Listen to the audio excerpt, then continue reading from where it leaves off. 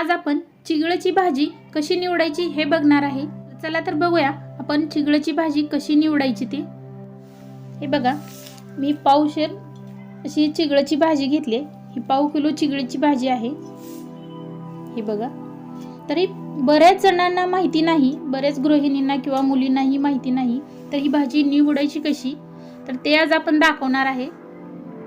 हे बघा, ही चिगळाची भाजी अशी असते, एकदम छोटी छोटी पानं असतात आणि असं कुठेतरी एका जागेवर असं देठ असतं आणि ही भाजी एवढी अशी मोठी पसरलेली असते, असं जमिनीवर अशी पसरलेली असते, त्याला चिगळाची भाजी म्हणतात। हे बघा, याची पानं किती छोटी छोटी आणि ही भाजी उन्हाळ्यात तर आवर्जून खावी, कारण आंबूस मस्त चवीला लागते ही भाजी।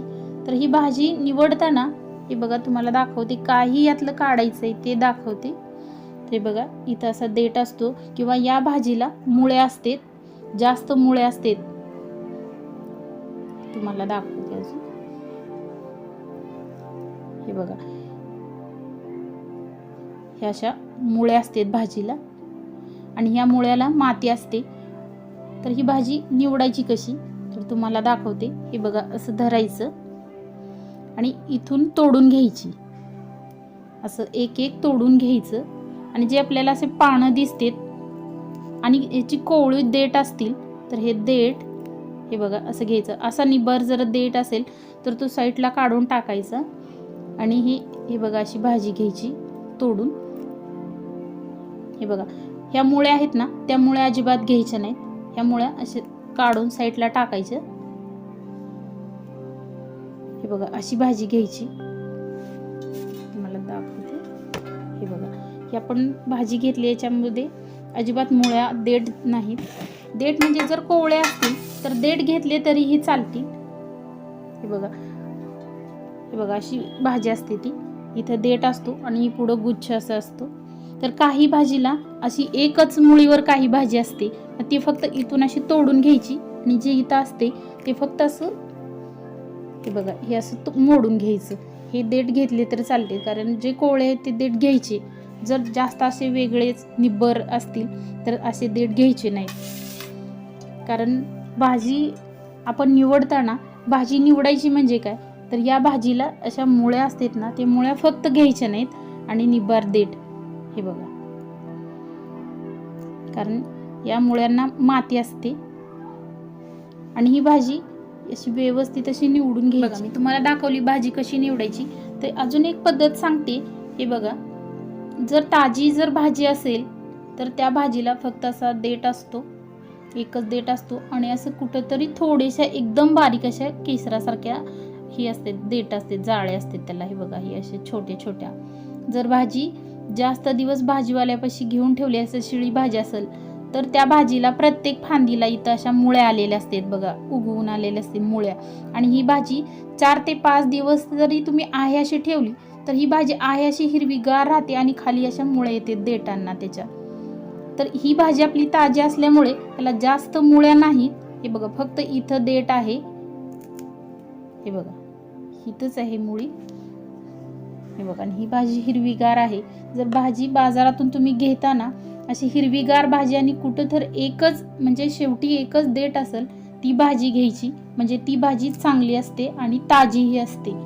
जास्त दिवस जर घेऊन ठेवलेली भाजी असेल भाजीवाल्याजवळ तर त्या भाजीला खाली मुळ्या येतात, म्हणजे प्रत्येक, जसं इथं भाजीचं देठ आहे, हे बघा, ही पसरलेली भाजी असते तर प्रत्येक जागोजाग अशा मुळ्या आलेल्या असतात त्या भाजीला। त्याच्यावरून ओळखायचं की ती भाजी जास्त दिवसाची आहे। हे बघा, ह्या भाजीमध्ये पण 2 प्रकारचे बदल असते, फरक असते। देशी भाजी असते ते एकदम लाल भडक अशी असते आणि ती जबलपुरी असते ती थोडीशी असं पांढरट पांढरट, अशी जशी पानं आहेत तशी याचे देठ असतात, कलर वेगळा असतो। ही भाजी देशी आहे। देशी भाजी म्हणजे हे बघा, लाल भडक ज्याचे देठ आहेत ती भाजी देशी असते आणि जबलपुरी जी असते ती पानं अशी, सर्व पानं अशी मोठी असते त्या भाजीचे, एवढे मोठे मोठे पानं असतात आणि जसा पानांचा कलर आहे तसा देठांचाही कलर येतो। ही भाजी देशी आहे। हे बघा, आणि भाजी निवडताना याच्यामध्ये बघा असे ढेकळ असतात, माती। हे बघा, हे असे ढेकळ माती असते, काडी कचरा, वेगळं असं गवत असतं याच्यामध्ये, वेगळी भाजी असते.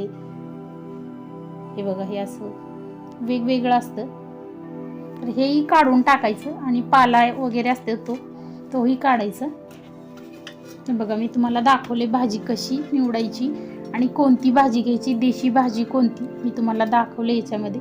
हे बघा, ही अशी भाजी नीट करून घ्यायची, अशी तोडायची. फक्त तिचे देठ तोडले, ही भाजी अशी तोडून घ्यायची. तर भाजी अशी निवडून घ्यायची. तर आपण ही सर्व भाजी अशीच निवडून घेऊया. हे बघा, ही आपली भाजी सर्व निवडून झाली. ही अशी भाजी निवडून घ्यायची असते. आणि हे बघा, निवडलेल्या भाजीमध्ये असा कचरा निघतो. हे असे देठ निघते, खडे, वेगवेगळ्या भाज्या, गवत, काही ना काही काडी कचरा असतो. हे असं साईडला काढायचं. हे बघा, हे निब्बर देठ आहेत आणि मुळ्या आहेत, त्याही आहेत याच्यामध्ये. तर ही भाजी आपण अशी नीट करून घेतली, एकदम स्वच्छ झाली भाजी. तर ही चिगळाची भाजी तुम्ही अशी नक्की नीट करून बघा आणि कशी वाटली आम्हाला कमेंटमध्ये नक्की कळवा. असे नवनवीन व्हिडिओ पाहण्यासाठी आमच्या चॅनलला सबस्क्राईब करा. व्हिडिओ आवडल्यास लाईक करा आणि बेल आयकॉन प्रेस करायला विसरू नका. हा आमचा व्हिडिओ शेवटपर्यंत पाहिल्याबद्दल धन्यवाद.